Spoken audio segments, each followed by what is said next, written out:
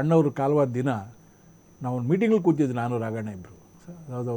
Rajkumar international hotel meeting ಇತ್ತು ವಜ್ರೇಶ್ವರಲ್ಲಿ. 13-14 ಜನ ಸೇರಿಸ್ಕೊಂಡು ಮೀಟಿಂಗ್ ಮಾಡ್ತಾಯಿದ್ದೀವಿ. ಸುದ್ದಿ ಬಂತು, ರಾಘಣ್ಣ ಹೊರಟ್ರು. ಹೊಸಳ ನಾನು ಫೋನ್ ಮಾಡ್ತೀನಿ, ಅಪ್ಪಾಜಿ ನನಗೆ ಡಿಲೆಮಾ, ಮಣಿಪಾಲಕ್ಕೆ ಕರ್ಕೊಂಡು ಹೋಗಲ್ಲ ಅಥವಾ ರಾಮಯ್ಯಕ್ಕೆ ಕರ್ಕೊಂಡು ಹೋಗಲ್ಲ ಅಂತ ನನಗೆ ಗೊತ್ತಿಲ್ಲ. ಕನ್ಫ್ಯೂಷನ್. ನಾನು ಹೋಗ್ತೀನಿ, ಫೋನ್ ಮಾಡ್ತೀನಿ. ದಾರಿಗೆ ಹೋಗೋತ್ತು ಫೋನ್ ಮಾಡಿದ್ರು, ನೀವು ರಾಮಯ್ಯಕ್ಕೆ ಬಂದುಬಿಡಿ ಅಂತಂದರು. ರಾಮಯ್ಯಕ್ಕೆ ಹೋದಾಗ ನನ್ನ ಫ್ರೆಂಡ್ ಡಾಕ್ಟರ್ ಶ್ರೀನಿವಾಸ್ ಅಂತ ಈ ನ್ಯೂರೋ ಸರ್ಜನ್ ಅವರು, ಅವ್ರಿಗೆ ಹೇಳಿದ್ದೆ ನಾನು, ಸರ್ ಈ ಥರ ಅವ್ರು ಬರ್ತಾಯಿದ್ದಾರೆ ಇದು ಅಂತೇಳಿ. ಅವ್ರು ಅಣ್ಣವ್ರು ಕಾಲ್ ನೋಡ್ತಾಯಿದ್ರು. ನಾನು ಗಾಡಿ ನಿಲ್ಸಿ ಒಳಗಡೆ ಹೋಗ್ತಾಯಿದ್ದೀನಿ. 15-20 ನಿಮಿಷ ಡಿಫ್ರೆನ್ಸ್ ಅಷ್ಟು, ಅರೌಂಡ್ 135 ಇರ್ಬೋದು, 125, 130 ಇರ್ಬೋದು. ಕೈ ಬರೋದು, ಕೈ ಹಿಂಗಂದರು. ನಾನು ಯಾಕೆ ಅಂತಾರೆ, ಏನೋ ಮಾಮೂಲಿ ಡಾಕ್ಟ್ರಿಗೆ, ನಮ್ಗೆ ಅದು ಇಲ್ವಲ್ಲ. ರಾಜ್ಕುಮಾರ್ ಅವ್ರನ್ನ ಆ ಥರ ಯೋಚನೆ ಮಾಡೋಕ್ಕೆ ಚಾನ್ಸಸ್ಸೇ ಇಲ್ಲ. ಒಳಗಡೆ ಹೋದರೆ ಒಂದು ಸ್ಟ್ರಕ್ಚರಲ್ಲಿ ಬಳಸಿದ್ದಾರೆ. ಅಷ್ಟೊತ್ತು ಗೊತ್ತಾಯ್ತು ಆಗಿದೆ ಅಂತ. ಆ ಘಟನೆನ ಹೇಳಲಿಕ್ಕೆ ಇಷ್ಟಪಡ್ತೀನಿ. ದೊಡ್ಡಣ್ಣರು ಹಿಂಗೆ ಮಲಗಿಸಿದ್ದಾರೆ, ಹಿಂಗೆ ಆಫ್ ಶರ್ಟು, ಸ್ವಲ್ಪ ಸಣ್ಣ ಕೂದಲು, ಕಣ್ಣು ಇನ್ನೂ ಕ್ಲೋಸ್ ಮಾಡಿಲ್ಲ. ಕಣ್ಣು ಹೇಗಿದೆ ಅಂತ ಹೇಳಿದ್ರೆ ನನಗೊಂಥರ ಅಪ್ಸೆಟ್ ಆಗಿಬಿಟ್ಟು ಅದು ನೋಡ್ಬಿಟ್ಟು ಅವ್ರನ್ನ, ಏನಾಗಿದೆ ಇದು, ಅಣ್ಣವ್ರು ಇಲ್ವಾ ಇನ್ನೂ. ಕಣ್ಣು ನೋಡ್ತಾ ಹೋದರೆ ಈಗ ಜೀವನ ಚೈತ್ರದಲ್ಲಿ ಆ ನಾದಮಯ ಹಾಡಬೇಕಾದ್ರೆ ಲಾಸ್ಟಲ್ಲಿ ಅವ್ರದ್ದು ಕಣ್ಣುಗಳದ್ದು ಒಂದು ಹೊಳಗು ಬರುತ್ತೆ, ಭಗವಂತ ನೋಡುವಂಥ ಸಂದರ್ಭ. ಆ ಮೂಮೆಂಟಲ್ಲಿ sir literally it is glowing, glow ಆಗ್ತಾ ಇದೆ ಕಣ್ಣು. ಆ ಮಟ್ಟಕ್ಕಿದೆ ಆ ಒಂದು ರೇಡಿಯೇಷನ್ ಕಣ್ಣಲ್ಲಿರೋದು. ಆವಾಗ ಅದು ಕ್ಲೋಸ್ ಮಾಡೋಕ್ಕೆ ಹೋದಾಗ ನಾನು ಅವ್ರು ಹೇಳಿದ್ರು, ಇಲ್ಲ ನೀವು ಮಾಡಿ ಅದನ್ನ ಪರವಾಗಿಲ್ಲ, ನಾನು ಇರ್ತೀನಿ ಅಂತ. ಆ ಕಣ್ಣು ಕ್ಲೋಸ್ ಮಾಡೋವಂಥದ್ದನ್ನು ಕೂಡ ನೋಡೋದಾಗಲೇ ತಲೆಗೆ ಹೊಡೆದದ್ದು ರಾಜ್ಕುಮಾರ್ ಅವರು. ಅಯ್ಯೋ ಆಯ್ತಾ ಅಂತೇಳಿ. ಆ ಮೂಮೆಂಟಲ್ಲಿ ಹೊರಗಡೆ ಗೊತ್ತಾಗಿಲ್ಲ, ಇನ್ನೂ ಸುದ್ದಿ ಹೋಗಿಲ್ಲ ಹೊರಗಡೆಗೆ. ರಾಘಣ್ಣ ಆಗಲೇ ಅಲ್ಲಿಂದ ಭುಜಂಗ್ ಶೆಟ್ರಿಗೆ ಫೋನ್ ಮಾಡಿ, ನೀವು ಮನೆಗೆ ಬಂದು ಅಣ್ಣವ್ರ ಕಣ್ಣು, ಯಾಕಂದರೆ ತಂದೆ ಅದು ರಾಜ್ಕುಮಾರ್, ಏನಾಗಿರ್ಬೋದು ಘಟನೆಗಳು. ಅಕ್ಕ ಮತ್ತು ಅವ್ರ ಸಿಸ್ಟರ್ ಇಬ್ಬರು ಆಚೆ ಕೂತ್ಕೊಂಡು ಅಳ್ತಾ ಇದ್ದಾರೆ, ಏನಾಗೋಯ್ತಲ್ಲ ಅಂತೇಳಿ. ಇಷ್ಟೇ ಜನ ಇದ್ದವರು ನಾವು.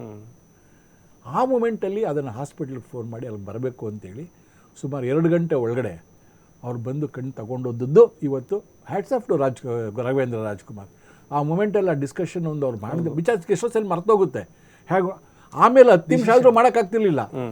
ಜನ ಹೆಂಗೆ ಬಂತು ಅಂದರೆ, ಅದು ಜೇನು ತುಂಬ್ಕೊಂಡು ಮನೆ ಒಳಗಡೆ ಪೊಲೀಸ್ ಕಮಿಷನರ್ ಈಚೆ ಬರೋಕ್ಕಾಗ್ತಿರ್ಲಿಲ್ಲ. ಅಂಥ ಸಂದರ್ಭಕ್ಕಿಂತ ಮೊದಲೇ ಹೇಳಿದ್ರಿಂದ ಆ ಸಮಯಕ್ಕೆ, ಇಲ್ಲಾಂದರೆ ಅವರು ರಾಜ್ಕುಮಾರ್ ಅವ್ರನ್ನ ವ್ಯಾನ್ಗೆ ಹಾಕೊಂಡು ಕರ್ಕೊಂಡೇ ಹೋಗ್ಬಿಟ್ರು ಜನಗಳು ಹೊರಗಡೆಗೆ. ಅವರೇ ಹೋಗ್ಬಿಟ್ರು, ಎತ್ಕೊಂಡೋಗಿ ಇಡೀ ಬ್ಯಾಂಗ್ಳೂರ್ ಸುತ್ತಿದ್ದಾರೆ ಅವರು, ಎಲ್ಲಿ ಮಾಡಬೇಕು ಅಂತ.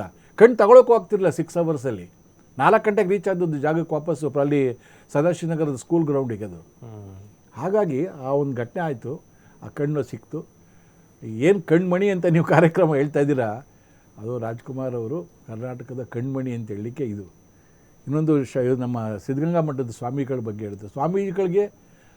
ಸ್ವಾಮಿಗಳು ರಾಜ್ಕುಮಾರ್ ಅವ್ರ ಅಭಿಮಾನಿ. ಅಣ್ಣವರು ರಾಜ್ಕುಮಾರ್ ಸ್ವಾಮಿಗಳ ದೊಡ್ಡ ಭಕ್ತರು. ಬಹಳ ಒಂದು ಸಾಮರಸ್ಯ ಅವ್ರದ್ದು. ಅಷ್ಟು ಒಂದು ನೋಡಿ ಹೆಂಗೆ ಸೇರಿಕೊಳ್ಳುತ್ತೆ ಅಂತೇಳಿ. ಪುನೀತ್ ರಾಜ್ಕುಮಾರ್ ಅವರು ಕೂಡ ಅಷ್ಟೇ. ಅವರು ಅವರೆಲ್ಲ ಓವರಾಗಿ ಕಳ್ಕೊಂಡದ್ದು ನಮ್ಗೆ ಏನಾಗ್ತಾ ಇದೆ ಅಂದರೆ, ಏನೋ ಒಂದು ಶಕ್ತಿ ಹೊರಟಾಯಿತು. ಆದರೆ ಇಂಥ ಒಂದು ಸಿಚುಯೇಷನ್ಗಳು, ಇಂಥ ಮಾತುಗಳು, ಇಂಥ 4 ಜನಗಳಿಗೆ, ಮಕ್ಕಳಿಗೆ, ಪ್ರತಿಯೊಬ್ಬರಿಗೂ ಥ್ರೂಔಟ್ ಸ್ಟೇಟಲ್ಲಿ ಬೆನಿಫಿಟ್ ಆಗ್ತಿರೋದು ನೋಡಿ ಅವ್ರು ಇನ್ನೂ ಎಲ್ಲೂ ಹೋಗಿಲ್ಲ. ನಮ್ಮ ಜೊತೆಲಿ ಇದ್ರೆ ಅನ್ನೋ ಭಾವನೆನೇ ಬರುತ್ತೆ ಅವರಷ್ಟು, ಬೇರೆ ಏನೂ ಬರೋದಿಲ್ಲ. ಪುನೀತ್ ಅವ್ರು ಇದಾದಾಗ ಎಷ್ಟರ ಮಟ್ಟಕ್ಕಾಯಿತು ಅಂತ ಹೇಳಿದ್ರೆ, ಏನಿದು.